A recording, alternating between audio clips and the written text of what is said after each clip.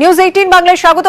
কলকাতা নিয়ে আপনাদের সঙ্গে রয়েছি আমি শর্মিষ্ঠা। প্রথমে কেন্দুয়ার খবরের দিকে নজর রাখবো। খাস কলকাতায় করোনা নিয়ে ছুতমার। করোনা আক্রান্ত রোগীকে জুতো পেটা করার অভিযোগ প্রতিবেশীর বিরুদ্ধে। অন্তঃসত্ত্বা স্ত্রীকেও হেনস্থা করা হয়েছে বলে অভিযোগ, যদিও প্রতিবেশীরা অভিযোগ ওড়াচ্ছেন। আমার বাবাকে জুতো দিয়ে অসুখ দাদু নিয়ে এসেছে।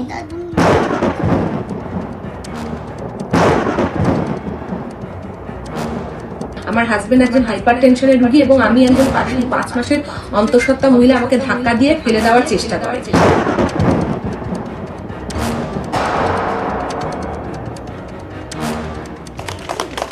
করোনা শুধুমাত্র রোগ নয়, মহামারীর জামানায় করোনা যেন মস্ত বড় অপরাধ। মারণ ভাইরাস একবার ছুঁলেই সমাজে একঘরে হয়ে পড়ার আশঙ্কা, গায়ে অপরাধীর তকমা জোটার আশঙ্কা। খাস কলকাতাতেই ফের করোনা নিয়ে ছুতমার্গের প্রমাণ মিলল। পাটুলি থানা এলাকার কেন্দুয়ায় করোনার জেরে চূড়ান্ত হেনস্থার শিকার হল এক পরিবার। করোনা আক্রান্তকে রীতিমতো জুতো পেটা করার অভিযোগ উঠল প্রতিবেশীদের বিরুদ্ধে। আমরা কিন্তু ফ্ল্যাটের থেকে কোনোভাবে বেরোইনি, বেরোনোর চেষ্টাও করিনি। ইমিডিয়েট নেবার আমাদের সঙ্গে অত্যন্ত খারাপ ব্যবহার শুরু করে। ঘরে কলিং বেল টিপে এসে গুন্ডাগার্দি করে ঘরের মধ্যে ঢুকে এসে জুতো পেটা করে। আমার হাজবেন্ড একজন হাইপার টেনশনের রোগী এবং আমি একজন 5 মাসের অন্তঃসত্ত্বা মহিলা। আমাকে ধাক্কা দিয়ে ফেলে দেওয়ার চেষ্টা করে। মাকে ধাক্কা দিচ্ছে আর আমার বাবাকে জুতো দিয়ে অসুখ দাদু মেরেছে। তুমি সামনে দাঁড়িয়ে দাঁড়িয়ে সব দেখেছো? তাই তো। যদিও মারধরের অভিযোগ পুরোপুরি উড়িয়ে দিয়েছেন অভিযোগকারী দম্পতির প্রতিবেশী। ওনার বাচ্চা ছেলে এবং ওনার যে মেড, তারা উইদাউট মাস্কে পুরো বাড়ি ঘুরে বেরিয়েছেন। ফ্ল্যাটের মধ্যে ঘুরেছে, সিঁড়ি ইউজ করেছে, ছাদ ইউজ করেছে। মারধর করা হয়েছে এমনটা? কোনো মারধর কিচ্ছু করা হয়নি। যদি অন্তঃসত্ত্বাকে ধাক্কাধাক্কি করে থাকে সেটা অন্যায়। করোনা হতেই পারে, তবে মারধর করাটা তো অন্যায়, সেটাকে আমি সাপোর্ট করবো না। পাটুলি থানায় লিখিত অভিযোগ দায়ের করেছেন স্বামী স্ত্রী। করোনার কারণে যেভাবে তাদের গায়ে অপরাধীর তকমা সেঁটে দেওয়া হলো তা ভেবেই শিউরে উঠছেন দম্পতি। অন্যদিকে থানায় পাল্টা অভিযোগ দায়ের করেছেন দম্পতির প্রতিবেশীও। কেন্দুয়া থেকে অর্পণ মণ্ডল, নিউজ 18 বাংলা। রোগী নয়, লড়াইটা রোগের সঙ্গে। তবে ছুতমার্গের জেরে করোনা আক্রান্ত রোগী যেন এখন ভিলেন। তাকে এবং তার পরিবারকে একঘরে করা হচ্ছে। মনে রাখবেন, লড়াইটা আমাদের রোগের বিরুদ্ধে, রোগীর বিরুদ্ধে নয়। কখনো কখনো কেউ রোগকে আক্রান্ত হলে কেউ ভাবে আমি ঢুকতে দেবো না আমার পাড়ায়।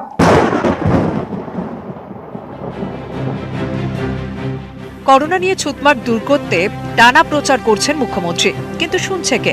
করোনা আক্রান্তের গায়ে অপরাধীর তকমা সেঁটে দেওয়াই এখন যেন সমাজের রীতি। রোগ তো নয়, করোনা যেন অভিশাপ। একবার ছুলেই জুটছে অপরাধীর তকমা। কখনো পাড়া প্রতিবেশীরা একঘরে করে দিচ্ছেন, কখনো আবার আক্রান্তকেই ঘরছাড়া করছেন। করোনার ভয়ে হুগলির গোঘাট 1 নম্বর ব্লকের বিডিও সুরশ্রী পালকে ঘরে ঢুকতে দেননি প্রতিবেশীরা। সহকর্মীরা করোনা আক্রান্ত হওয়ায় বিডিওকে বাধা দেন প্রতিবেশীরা।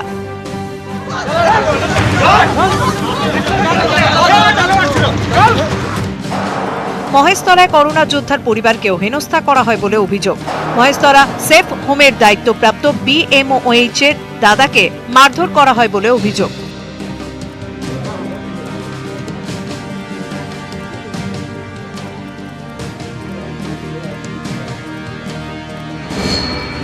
এবার কেন্দুয়াতেও একই ছবি। করোনা আক্রান্ত ব্যক্তির পরিবারকে মারধরের অভিযোগ।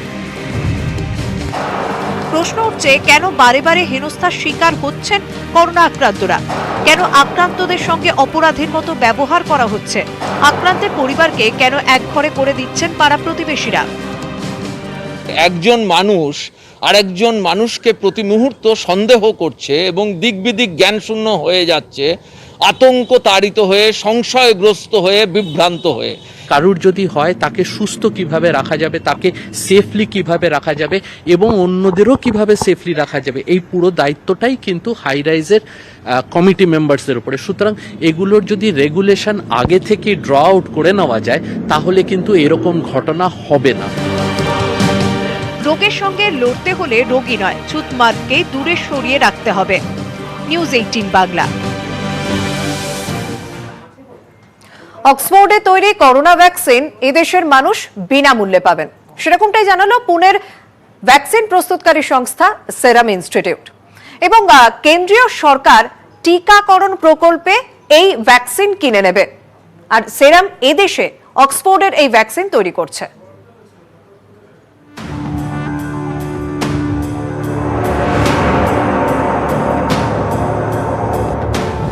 অক্সফোর্ড বিশ্ববিদ্যালয়ের করোনা ভ্যাকসিনের দিকে তাকিয়ে সারা বিশ্ব। ভারতীয়দের জন্য আসার খবর, অক্সফোর্ডের সেই ভ্যাকসিন এদেশে বিনামূল্যেই পাওয়া যাবে, জানালো এদেশে অক্সফোর্ডের ভ্যাকসিন তৈরির দায়িত্বে থাকা সংস্থা পুনের সেরাম ইনস্টিটিউট। সেরাম ইন্ডিয়ার সিইও আদর পুনাওয়ালার দাবি, ভারতীয়রা সম্পূর্ণ বিনামূল্যে করোনার ভ্যাকসিন পাবেন, কারণ টিকাকরণ প্রকল্পে ভ্যাকসিন কিনে নেবে কেন্দ্র। ভ্যাকসিনের দাম 1000 টাকার কম হবে। তাদের তৈরি ভ্যাকসিনের 50% ভারত পাবে বলে জানিয়েছে সেরাম। I don't think any citizen of India is going to have to pay for it, because we're going to give it to the government of India and to our state governments. They're going to buy the vaccine and distribute it in the most ethical and fair manner.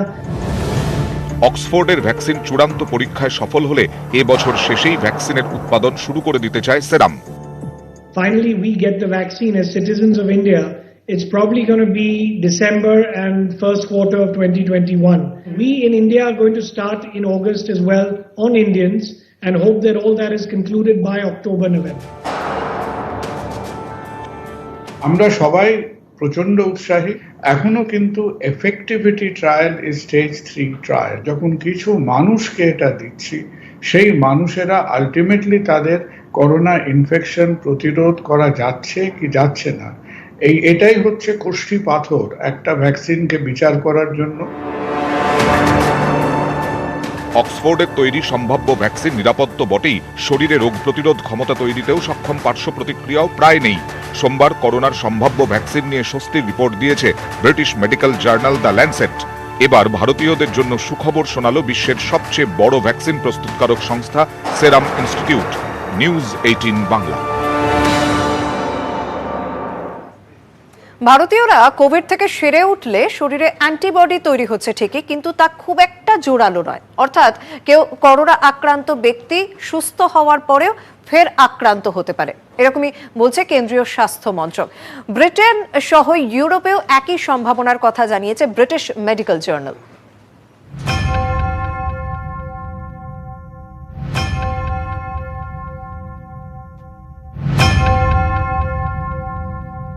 বিশেষজ্ঞরা বলছেন, Covid সেরে যাওয়া মানেই আমি সংক্রমণ থেকে সুরক্ষিত হয়ে গেলাম, সেটা হবে না। সতর্ক থাকাই একমাত্র রাস্তা। ভারতে করোনা আক্রান্তের সংখ্যা বাড়লেও মৃত্যুর হার কমছে বলে দাবি কেন্দ্রীয় স্বাস্থ্য মন্ত্রকের। জুনে যেখানে 3.36% মৃত্যুর হার ছিল, জুলাইয়ে প্রথম 20 দিনে তা কমে 2.43% হয়েছে। প্রতি 10 লক্ষে ভারতে কম বেশি 20 জন মারা যাচ্ছেন, সেখানে বিশ্বে গড়ে 77 জনের মৃত্যু হচ্ছে। নিউজ 18 বাংলা। মাধ্যমিকে মার্কশিট এবং সার্টিফিকেট সংগ্রহ করতে গিয়ে মধ্যশিক্ষা পর্ষদের অফিসে রীতিমতো হুড়োহুড়ি। একে অপরের ঘাড়ে উঠে পড়লেন। হাজার আবেদন করা সত্ত্বেও সামাজিক দূরত্ব বজায় রাখা গেল না। আমি আমার চিত্র সাংবাদিক সুমন বোসকে বলবো সেই ছবিটি দেখাতে, যে মূলত যেখান থেকে মূলত মার্কশিট এবং সার্টিফিকেট দেওয়া হচ্ছে। দেখতেই পাচ্ছ সোশ্যাল ডিস্টেন্স, সেই সোশ্যাল ডিস্টেন্স কোথায় তুমি দেখতে পাচ্ছ সেই ছবি, গাদাগাদি করে লোকে দাঁড়িয়ে রয়েছেন যারা স্কুলের প্রতিনিধি। দাদা, সোশ্যাল ডিস্টেন্স কোথায় আপনাদের? বিভিন্ন স্কুল থেকে আসছেন, আপনারা তো বিভিন্ন স্কুল থেকে আসছেন, কোথায় সোশ্যাল ডিস্টেন্স? আপনাদের সোশ্যাল ডিস্টেন্স কোথায়? মোটামুটি গ্যাপ রেখেই চলছি। সোশ্যাল ডিস্টেন্সটা কোথায়? আমরা কিন্তু দেখতে পাচ্ছি না যে সোশ্যাল ডিস্টেন্স অর্থাৎ সামাজিক দূরত্ববিধি এখানে কেউ মানছেন মধ্যশিক্ষা পর্ষদে, যেখানে মূলত ক্যাম্প অফিস করা হয়েছে মাধ্যমিকের রেজাল্ট এবং মার্কশিট সংগ্রহের জন্য। একদিকে যেখানে মধ্যশিক্ষা পর্ষদের আধিকারিকদের তরফে বারবার বলা হচ্ছে সোশ্যাল ডিস্টেন্স না মানার জন্য, অন্যদিকে তোমাকে ভেতরের ছবিটা দেখাতে চাইবে যে কিভাবে মার্কশিট ও সার্টিফিকেট দেওয়া হচ্ছে। দেখতে পাচ্ছ যে 6 ফুট দূরত্ব, অর্থাৎ 6 ফুট দূরত্ব বজায় রেখে মার্কশিট ও সার্টিফিকেট দেওয়া হচ্ছে। এই যে দেখতে পাচ্ছ যে পেপারগুলি, এখানেই মার্কশিট ও সার্টিফিকেট দেওয়া হয়েছে, এই দুটো টেবিল পাতা হয়েছে। হাতে গ্লাভস এবং মুখে মাস্ক পরে মধ্যশিক্ষা পর্ষদের আধিকারিকরা তারা মার্কশিট দিচ্ছেন। বিভিন্ন স্কুলের প্রতিনিধিদের সংখ্যায় কম সংখ্যক ভেতরে ঢুকতে দেওয়া হচ্ছে, কিন্তু বাইরে আমরা এক ধরনের ছবি দেখছি, ভেতরে এক ধরনের ছবি দেখছি। বাইরে কেউ সামাজিক দূরত্ববিধি মানছেন না, ভেতরে আবার কড়াকড়ি রয়েছে মূলত ফলাফল, রেজাল্ট এবং মার্কশিট নেওয়ার জন্য। অর্থাৎ সব মিলিয়ে এই ছবি আমরা ধরা পড়ছে, যেখানে করোনা ভাইরাসের সংক্রমণ ক্রমশই বাড়ছে, সেই জায়গায় বাইরে শিখে ও সামাজিক দূরত্ববিধি আর ভেতরে মার্কশিট এবং সার্টিফিকেট তুলে দেওয়ার জন্য একাধিক বিধি মেনে চলা হচ্ছে। সব মিলিয়ে এই ছবি উঠে আসছে। কিন্তু দীর্ঘদিন সেই লাইন দিয়ে ট্রাম গড়ায়নি, মহানগর অনেকদিন ট্রামের আওয়াজ শোনেনি। অবশেষে বালিগঞ্জ থেকে এসপ্ল্যানেড অব্দি ট্রাম চলাচল শুরু হলো।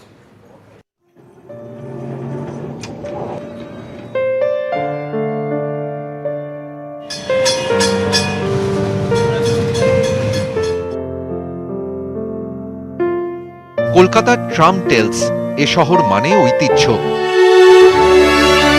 এই শহরে টানা রিকশোর গা ঘেঁষে ট্রাম চলে। ট্রামের জানলায় চোখ রেখে সময়ের হিসেব কষা, অফিসের ব্যস্ততা কিংবা খানিক তোমায় দিলামের বৃষ্টি ভেজা দিন। কলকাতা বারবার কবিতা দিয়ে ট্রাম লাইন সাজিয়েছে, কিন্তু কয়েক মাস আগে সেই ঐতিহ্যের গায়ে করোনার কাটা, বন্ধ হয়ে যায় ট্রাম চলাচল। অবশেষে মহানগরীর শিরা উপশিরায় আবার ছুটবে ট্রাম। বালিগঞ্জ এসপ্ল্যানেড রুটে শুরু হলো ট্রাম চলাচল, তবে সুরক্ষা বিধি মেনে। PPE kit পরছেন ট্রামের কন্ডাক্টররা।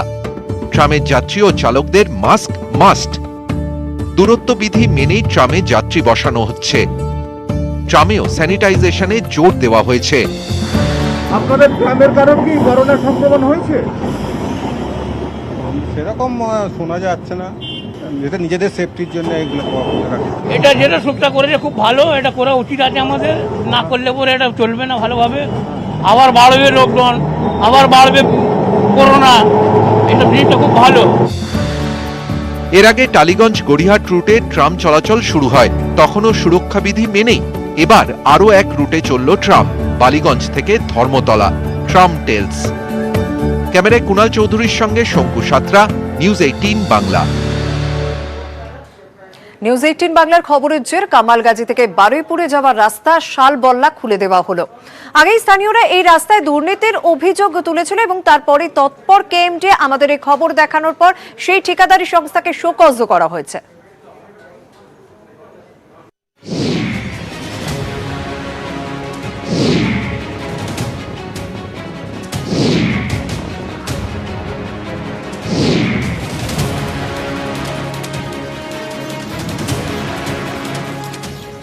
পিএম বাইপাস ধরে কামালগাজী থেকে বারুইপুর এই রাস্তার কাজ শুরু হয় জুনের প্রথম সপ্তাহে। আগামী বছরের জুনে কাজ শেষ করার কথা ছিল। রাস্তার দায়িত্বে কেএমডিএ। আদিগঙ্গার দুধার দিয়ে এই রাস্তা তৈরি হচ্ছিল, কিন্তু হামেশাই নদীর ধারের রাস্তা ধসে যেত। গ্রামবাসীরা অভিযোগ করেন রাস্তা তৈরিতে দুর্নীতি করেছে ঠিকাদারি সংস্থা। এ নিয়ে বিক্ষোভও দেখান তারা। নিউজ 18 বাংলা সেই খবর দেখানোর পরই দুর্নীতির পর্দাফাঁস। নদীর ধারে রাস্তা তৈরির সময় ভাঙন আটকানোর জন্য প্রোটেক্টিভ ওয়াল তৈরি করতে হয়। তার জন্য 16 ফুট শালবল্লা পোতার কথা ছিল। 9 কিলোমিটার রাস্তায় শালবল্লা পোতার পরিকল্পনা ছিল, কিন্তু কেএমডিএ খতিয়ে দেখে কোথাও 5 ফুট কোথাও 4 ফুট শালবল্লা পোতা হয়েছে। তার জন্যই নদীর পাড়ে রাস্তা বারবার ধসে যায়। ঠিকাদারি সংস্থাকে শোকজ করেছে কেএমডিএ।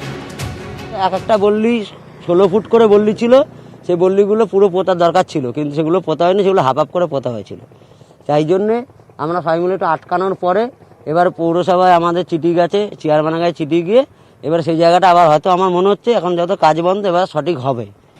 নিজেরাও খুব এম্বারেসড হয়ে গেছি যে আমরা উইদাউট আওয়ার প্রায়ার পারমিশন ওরা এরকম করেছে, এবং সেটা ওই 2-1 দিনের ঘটনা। তারপরেই আমরা যখন ধরি, এখন আমরা বলেছি ওদেরকে, ইনস্ট্রাকশন দিয়েছি ক্লিয়ার, যে তুমি এন্টায়ার বল্লা যতটা ড্রাইভ করা হয়েছিল সমস্তটা রিমুভ করে দাও এবং নতুন সেট অফ বল্লা আবার আমরা ড্রাইভ করবো। আমরা এই লাইন লেভেল সমস্ত দেখিয়ে দেবো এবং আমাদের প্রেজেন্সেই সেটা হবে। এর জন্য তো একটু টাইম দিলে তো হবে। কামালগাজী থেকে বারুইপুর রাস্তা তৈরিতে দুর্নীতির অভিযোগ স্বীকার করেছে ঠিকাদারি সংস্থাও। রাস্তায় বেনিয়মে বসানো শালবল্লা খুলে ফেলা হচ্ছে, আপাতত কাজ বন্ধ। বাইপাসের নতুনভাবে শুরু হবে কামালগাজী বারুইপুর রাস্তার কাজ।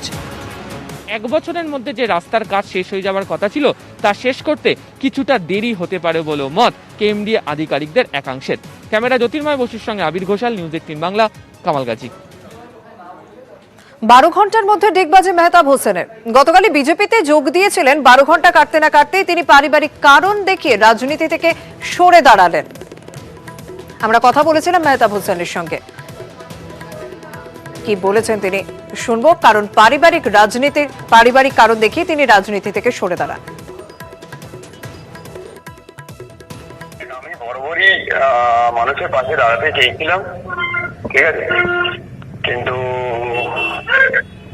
নিজে যতটা ক্ষমতার মধ্যে সেটা পেরে উঠছিলাম না সবাইকে করতে। তাই ভাবছিলাম এটা আমার প্ল্যাটফর্ম দরকার, বেশি মানুষের কাছে পৌঁছাতে পারি, তা সেটাও পেরে উঠছিলাম না। তা আমার প্ল্যাটফর্ম দরকার ছিল, তাই জন্যই আমি একটা ভেবেছিলাম। কিন্তু এইটা ঠিক সভ্য সমর্থকরা এবং আমার ফ্যামিলিরা ঠিকভাবে নিচ্ছিল না এটা, তাই জন্যই এই ডিসিশনটা নেওয়া। ওদের জন্যই আজকে মিডফিল্ড জেনারেল, বা ওদের জন্যই এত নাম আমার। কেন ওদের ছাড়া তো আমার ফ্যামিলি আধুরা, ফ্যান অ্যাজ ওয়েল আমার ফ্যামিলি। আমার কোনো পার্টির সাথে কোনো ঝামেলা নেই, কোনো প্রবলেম নেই, কারোর সাথে কোনো নেই, ঠিক আছে, সবার সাথে আমার খুব ভালো রিলেশন। এই আমরা কথা বলেছিলাম বিজেপির রাজ্য সভাপতি দিলীপ ঘোষের সঙ্গে, তিনি অবশ্য এর পিছনে তৃণমূলের হাত দেখছেন। আমার সঙ্গে কোনো কথা হয়নি, আমি শুনেছি এই নিয়ে তার বাড়িতে এবং পারিপার্শ্বিক তাকে কাল থেকে খুব চাপ দেওয়া হচ্ছে।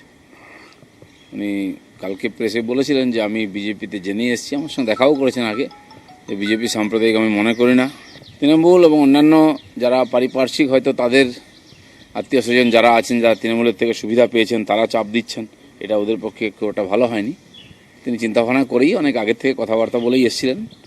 আমার মনে হয় পরিস্থিতির চাপে হয়তো উনি বলেছেন, কী বলেছেন আমার জানা নেই ওটা, তো উনি চিন্তাভাবনা করেই এসেছেন। আর আমার মনে হয় তিনি বিজেপির সঙ্গেই থাকবেন।